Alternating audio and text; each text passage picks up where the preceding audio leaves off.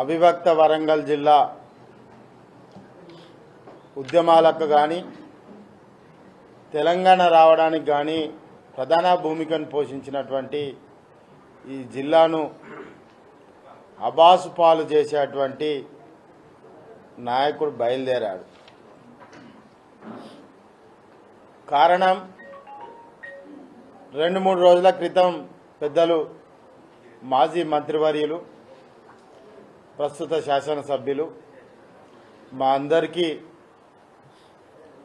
ఒక లెజెండ్ లాగా ముందుకు నడిపించేటువంటి ఉద్యమకారుడు హరీష్ రావు గారు మొన్న వచ్చినటువంటి క్రమంలో 25 వసంతాల యొక్క సిల్వర్ జూబ్లీ బీఆర్ఎస్ పార్టీ ఉత్సవాలకు సంబంధించి కానీ సభకు సంబంధించి కానీ మాట్లాడడం జరిగింది. కానీ ఎంతో అపూర్వ అనుభవం ఉన్నటువంటి హరీష్ రావు గారు మాట్లాడి వెళ్ళిన తర్వాత ఈ 16 నెలల కిడ్ హన్మకొండ శాసనసభ్యులు ఈ 16 నెలల కిడ్డు మొత్తం ప్రపంచమంతా నాకు తెలుసు, ఈ నగరం మొత్తం నాకు తెలుసు, అసలు నగరం గురించి నాకంటే ఎక్కువ ఎవరికి తెలియదని బాగా ఊహించుకుంటున్నాను. మిత్రమా, నీకు ఒకటే చెప్తున్నాను, నీకు హన్మకొండ ప్రజలు శాసనసభ్యునిగా అవకాశం ఇచ్చారు. ఇచ్చినప్పుడు నువ్వు ఏం చేయాలి? హన్మకొండ ప్రజలకు సవ్యంగా వాటర్ సప్లై ఇవ్వాలి, పవర్ సప్లై ఇవ్వాలి, శానిటేషన్ ప్రాపర్గా ఉండాలి. నిన్న నీ ప్రెస్ మీట్లో మీరు చెప్పింది ఏంటి? వరంగల్ మున్సిపల్ కార్పొరేషన్లో లంచావతారాలు ఎక్కువైళ్ళు, ప్రజాప్రతినిధులు కూడా లంచాలకు మద్దతు తెలుపుతున్నారని స్వయంగా మీరు మాట్లాడినటువంటి మాటలు. అంటే నీ అడ్మినిస్ట్రేషన్కు ఈ నగరంలో నీ శాసన కాన్స్టిట్యున్సీ కూడా ఉంది, నీ అసెంబ్లీ కూడా ఉంది. అంటే నీ పని విధానానికి తార్కాణం నువ్వే ఒప్పుకుంటున్నావు. ఇవాళ డీసిల్ట్ తీయాలంటే మున్సిపాలిటీలో జనవరిలో మీటింగ్ కావాల్సింది అత్తాపత్తా లేదు. వాటర్ సప్లై మీద రివ్యూస్ లేవు, ఫోటో దిగుతున్నారు పోతున్నారు. లంచాలకైతే లెక్కనే లేదు, కానీ పెద్ద పెద్ద మాటలు మాట్లాడుతున్నారు. మాటలు కోటలు దాడుతున్నాయి.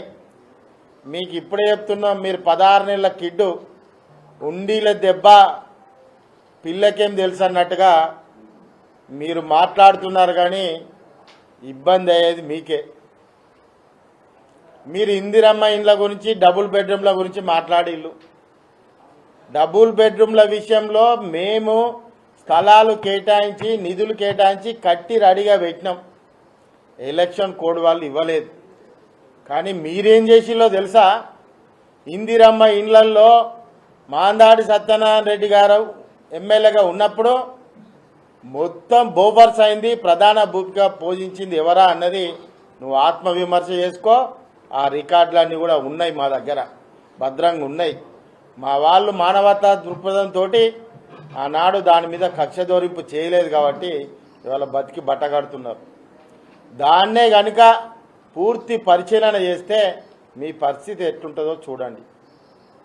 నగర అభివృద్ధి గురించి నేనే చేస్తానా, పెద్దమ్మగడ్డ నేనే చేస్తానా, మైసాయ నగర్ నేనే చేస్తానా, అది నేనే చేస్తానా చూడండి అంటున్నారు.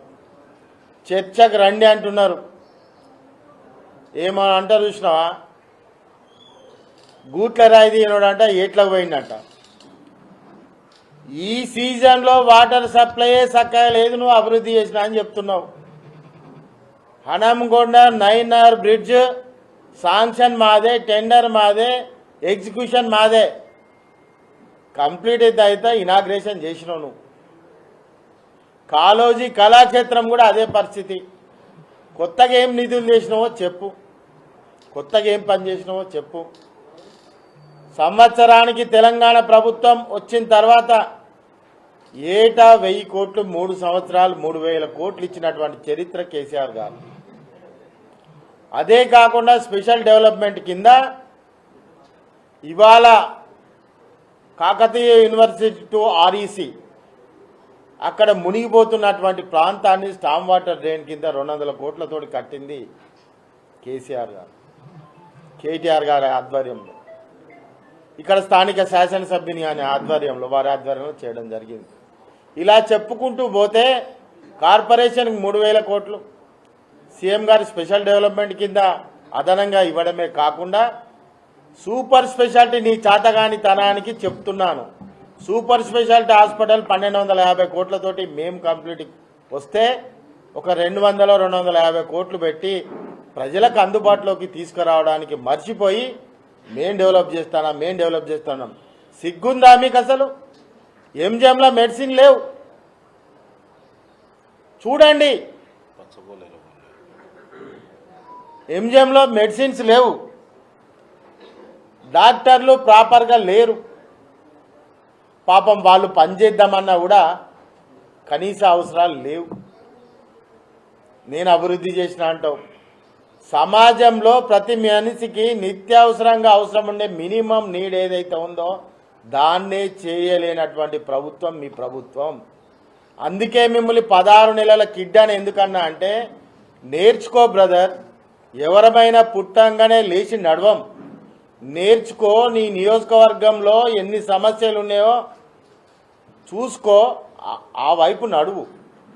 నువ్వు ఆకాశం ఎత్తున్నటువంటి కేసీఆర్ గారి గురించి, హరీష్ రావు గురించి, బీఆర్ఎస్ పార్టీ గురించి, దొంగల ముఠాలు వస్తున్నారని చెప్పి, దొంగలెవరు ముఠాలెవరు, మూటలతోటి దొరికిన వాళ్ళు ఎవరు? మీ ముఖ్యమంత్రి కాదా? ఇప్పుడు కోర్టుల కేసు నడుస్తలేదా? ఎందుకు బ్రదర్? ఇప్పుడు నీకు మాట్లాడిన మా ప్రభుత్వంలో, మా పార్టీలో మా కేసీఆర్ మా బాహుబలి, మీ దాంట్లో బాహుబలే లేడు. మరి ఎవరిని నమ్ముకొని నువ్వు ఇక ఇష్టం ఉన్నట్టుగా అయింది కానట్టుగా కాంది అయినట్టుగా మాట్లాడుతున్నావో నాకు అర్థమైతలేదు. ఎక్కడెక్కడ చేతులు వదిలేస్తారు. ప్రపంచం మునిగినా తేలినా వచ్చే ప్రభుత్వం మాదే, రాసి పెట్టుకో. ఏదో బీజేపీ తోటి కుమ్ముక్కు, దానితోటి కుమ్ముక్కు, దీనితోటి కుమ్ముక్కు ఉంటాను. ఏది కుమ్ముక్కు కాదు, ఎవడైనా మా దగ్గరికి రావాల్సిందే. బరాబరిగా ప్రజాక్షేత్రంలో కొట్లాడతాం, బరాబరిగా చూపిస్తాం. ఈ నగర అభివృద్ధి చెప్తున్నాను, శానిటేషన్లో నీ నగరం ఏ ర్యాంకులో పోయిందో చూసుకొని ప్రభుత్వం వచ్చినాక. బీఆర్ఎస్ ప్రభుత్వం నేషనల్ అవార్డ్స్ తీసుకుంది, ఎన్నో అవార్డులు తీసుకున్న ఈ నగరం. ప్యూర్ సిటీ ఉన్నటువంటి నీ నియోజకవర్గం ఏది? నీ సర్వే సర్వేక్షణ్ ఎక్కడని మేము అవార్డులు తీసుకున్నాం. ఇవాళ ప్రజలకు 24 గంటలు నీళ్ళు ఇచ్చినాం, ఇంటింటికి నల్లా ఇచ్చినాం. నువ్వు నీళ్ళు ఇచ్చే పరిస్థితే లేదు. ఈ పనులు చేసుకోకుండా నువ్వు కూడా అవకాశం ఇస్తే అటు ఇటు మాట్లాడుకుంటా ప్రెస్ మీట్లు పెట్టుకుంటూ తిరుగుతున్నావు.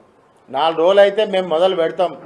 నేను నగర మేయర్గా చేసిన, శాసనసభ్యుని చేసిన, ఈ నగరానికి 2 సార్లు పార్టీ అధ్యక్షుని చేసిన. ఏ మూలకి ఏం జరుగుతుందో మాకు ఎరుక. అనవసరంగా గెలుక్కోకు, గెలుక్కుంటే నువ్వే ఆగమవుతావు. నేను చాలా క్లియర్గా చెప్తున్నాను. ఎందుకంటే నీ పార్టీలో ఎవరెవరికి ఆసరుండరు. వెరీ క్లియర్గా చెప్తున్నాం. వాళ్ళు మొత్తం త్యాగాలు చేసినటువంటి కుటుంబం అది. ఈ ప్రాంతం గురించి, తెలంగాణ గురించి త్యాగం చేసినటువంటి కుటుంబము. చావు నోట్లో తలబెట్టి తెలంగాణ తెచ్చినటువంటి నాయకుడు కేసీఆర్ గారు. వారికి అండగా వెంబడుండి పనిచేసింది హరీష్ రావు గారు, కేటీఆర్ గారు. మరి అటువంటి నాయకుల గురించి మాట్లాడేటప్పుడు చాలా ఆలోచించాలి. ఇక్కడ సభలు సక్సెస్ అయినాయంటే ఇక్కడ ఉద్యమాలు, లెఫ్ట్ ఆర్గనైజేషన్, ప్రజా ఉద్యమాలు ఎన్నో ఉన్నటువంటి ప్రాంతం ఇది. ఇవాళ మీకు ఒకటే చెప్తున్నాం, మాకు అవకాశం వచ్చింది, మేము చూయించుకోవడానికి ఒక సూపర్ స్పెషాలిటీ హాస్పిటల్, ఒక కలెక్టర్ ఆఫీసు, ఒక ఇన్నర్ రింగ్ రోడ్డు, ఒక ఎంఎస్ఎంఈ, అదేవిధంగా గల్లీ గల్లీ రోడ్లు పోసిన ఒక నగర్ బ్రిడ్జు, ఒక కాలేజీ కళాక్షేత్రం, అదేవిధంగా చెప్పుకుంటూ పోతే లక్షలాదిగా చేసినాం. నువ్వు చెప్పుకోవడానికి ఏముంది? ఏమి లేదు. కాబట్టి మిత్రమా, నేర్చుకో, ప్రూవ్ చేసుకో, ప్రజాక్షేత్రంలో అర్థం చేసుకో. ఏమీ కాకుండా ఈ విధంగా మాట్లాడము నీకు సరి అయినది కాదు. నీ అనుభవ రీత్యా ఇది కరెక్ట్ కాదు. జై తెలంగాణ. 1 minute brother. వరంగల్ హన్మకొండ జిల్లాలో ఉన్నటువంటి క్రషర్లన్నీ గత 3 నెలలుగా మూతపడ్డాయి. ఒకసారి రాజేంద్ర రెడ్డి గారు సమానం చెప్పాలి. క్రషర్లు మొత్తం మూతపడిపోయినాయి వరంగల్ పూర్వపు జిల్లాలో 3 నెలలు అవుతుంది. మీ పార్టీ పుణ్యాన మీ యొక్క హుకుంకు భయపడి క్రషర్ యజమానులందరూ కూడా శాశ్వతంగా క్రషర్లను బంద్ పెట్టుకున్నారు. కారణం ఏందో చెప్పాలి. ఇవాళ బీజేపీ కోవట్లు అన్నటువంటి రాజేందర్ రెడ్డి గారు ఆత్మవిమర్శ చేసుకోండి. మీ రాహుల్ గాంధీ గారు అంటున్నారు కాంగ్రెస్ పార్టీలో బీజేపీ కోవట్లు ఉన్నారు అని. వారెవరనేది మీ రేవంత్ రెడ్డి గారు మీరు సమానం చెప్పాలి. డిఫెన్స్లో ఉండి ఒక చరిత్ర గలటువంటి ఒక సభ జరుగుతున్న సందర్భంగా వెల్కమ్ చేయాల్సినటువంటి, ఎందుకంటే మా పార్టీకి ఒక చరిత్ర ఉన్నది. మా పార్టీ స్వభావానికి మేము ఇచ్చిన జై తెలంగాణ నినాదానికి ప్రజలందరూ కూడా అట్రాక్ట్ అయ్యి, ప్రజలందరూ కూడా ఆశీర్వదించి, ప్రజలందరూ కూడా కేసీఆర్ గారి వెంట నడిచి తెలంగాణ రాష్ట్ర సాధించినటువంటి సక్సెస్లో ప్రజలందరూ భాగస్వాములే. అందులో ఓరుగల్లు చరిత్రకి, ఓరుగల్లుకి మా పార్టీకి ఎన్నడూ కూడా విడదీయరాని బంధం. అలాంటి పండుగ జరుపుకునేటువంటి వేదిక సందర్భంగా రాజకీయాల్లో ఒక మంచి సంస్కృతి ఉండాలి. పార్టీ ఆవిర్భావ దినం అది ఒక చరిత్ర గల 25 సంవత్సరాల పండుగ జరుపుతున్నప్పుడు ఇతర రాజకీయ పార్టీలుగా వెల్కమ్ చేయాలి. ఎప్పుడు కూడా మంచి సంస్కృతి అది. ఇవాళ ఎలక్షన్ లేవు, మీకంటే కలెక్షన్ల బిజీ ఉన్నది, కానీ మీరు ఇష్టం ఉన్నట్టు ఈ విధంగా మాట్లాడొద్దని చెప్పి మరొకసారి తెలియజేస్తా ఉన్నాం. Thank you.